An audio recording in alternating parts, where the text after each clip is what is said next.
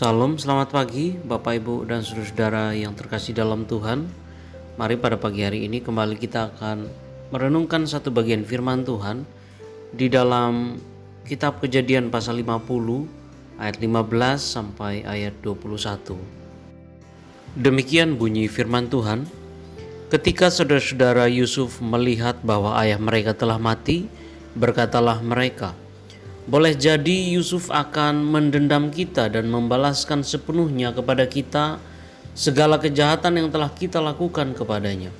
Sebab itu mereka menyuruh menyampaikan pesan ini kepada Yusuf. Sebelum ayahmu mati, ia telah berpesan, beginilah harus kamu katakan kepada Yusuf, ampunilah kiranya kesalahan saudara-saudaramu dan dosa mereka, sebab mereka telah berbuat jahat kepadamu. Maka sekarang ampunilah kiranya kesalahan yang dibuat hamba-hamba Allah ayahmu. Lalu menangislah Yusuf ketika orang berkata demikian kepadanya. Juga saudara-saudaranya datang sendiri dan sujud di depannya serta berkata, kami datang untuk menjadi budakmu. Tetapi Yusuf berkata kepada mereka, janganlah takut, sebab aku inikah pengganti Allah. Memang kamu telah mereka-rekakan yang jahat terhadap aku, tetapi Allah telah mereka-rekakannya untuk kebaikan, dengan maksud melakukan seperti yang terjadi sekarang ini, yakni memelihara hidup suatu bangsa yang besar. Jadi janganlah takut, aku akan menanggung makanmu dan makan anak-anakmu juga. Demikianlah ia menghiburkan mereka dan menenangkan hati mereka dengan perkataannya. Demikian firman Tuhan. Saudara-saudara sekalian, berpikir positif adalah salah satu kunci sukses dalam kehidupan manusia. Menerima apa yang terjadi dalam hidup ini dari sudut pandang yang positif akan lebih berguna daripada memandangnya dari sudut pandang negatif. Begitu banyak hal dalam hidup ini yang tidak dapat kita ubah, maka yang harus kita ubah adalah cara berpikir kita. Kenyataan yang kita hadapi dalam hidup ini memang seringkali tidak sesuai dengan harapan atau cita-cita kita. Haruskah kita putus asa atau kecewa?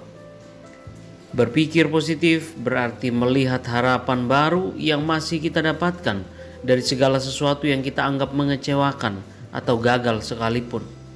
Saudara-saudara, firman Tuhan pada kesempatan pagi hari ini hendak mengajak kita sekalian untuk membiasakan diri berpikir positif dalam kehidupan kita, sehingga kita bisa melihat dan memahami segala sesuatu dengan sudut pandang yang lebih baik.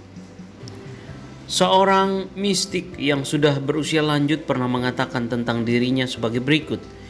Ketika aku masih muda, aku seorang revolusioner dan doaku pada Tuhan adalah sebagai berikut. Tuhan, berikan saya kekuatan untuk mengubah dunia. Ketika aku mencapai usia tengahan dan menyadari hidupku sudah setengahnya lewat tanpa mengubah seorang pun, aku mengubah doaku sebagai berikut. Tuhan, berikan aku rahmat untuk mengubah semua orang yang berhubungan denganku, anggota keluargaku dan teman-temanku. Itu sudah cukup. Sekarang umurku sudah tua dan hari-hariku sudah dapat dihitung. Aku mulai menyadari betapa bodohnya aku. Sekarang aku berdoa sebagai berikut. Tuhan, berikan aku rahmat untuk mengubah diriku sendiri. Jika aku berdoa seperti itu sejak awal, aku tentu tidak menyia-nyiakan hidupku.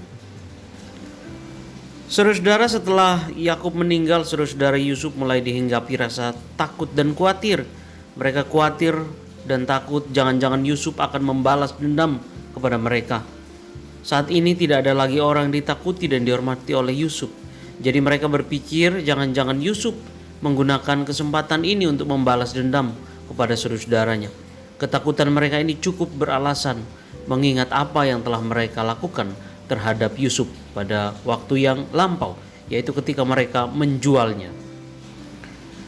Jadi kejadian-kejadian di masa lalu inilah yang membuat mereka khawatir dan takut jangan-jangan saat ini Yusuf akan membalas dendam kepada mereka.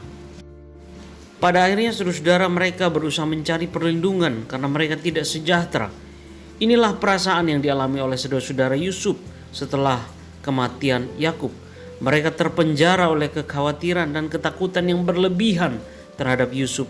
Mereka takut Yusuf akan mendendam dan membalaskan semua kejahatan yang telah mereka lakukan pada masa lampau. Dalam upaya mendapatkan pengampunan dari Yusuf ini, mereka tidak segan berlindung pada seseorang yang mereka anggap masih berwibawa walaupun sudah meninggal, yaitu ayah mereka. Nah, saudara-saudara sekalian, membalas dendam mungkin akan terasa menyenangkan.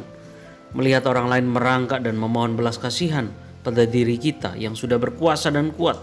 Kalau itu terjadi, maka lingkaran balas dendam tidak akan selesai dan persaudaraan yang rukun tidak akan terwujud. Saat Yusuf mendengarkan pesan yang disampaikan oleh saudara-saudaranya, ia menangis.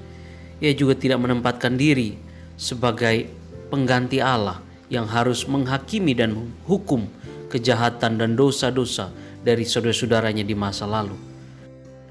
Yusuf melihat karya Allah di tengah segala hal tidak baik yang harus ia jalani dalam hidupnya. Ia melihat campur tangan Allah di dalam hidupnya, sehingga Allah mendatangkan segala kebaikan di tengah-tengah tindakan jahat yang dirancangkan dan dilakukan oleh saudara-saudaranya. Perjalanan panjang kehidupannya telah menempa Yusuf menjadi pribadi yang dewasa. Tidak ada gunanya ia membalas dendam. Karena itu yang ia lakukan adalah membalasnya dengan kebaikan. Ia menghibur dan menguatkan hati saudara-saudaranya yang pada saat itu harap-harap cemas.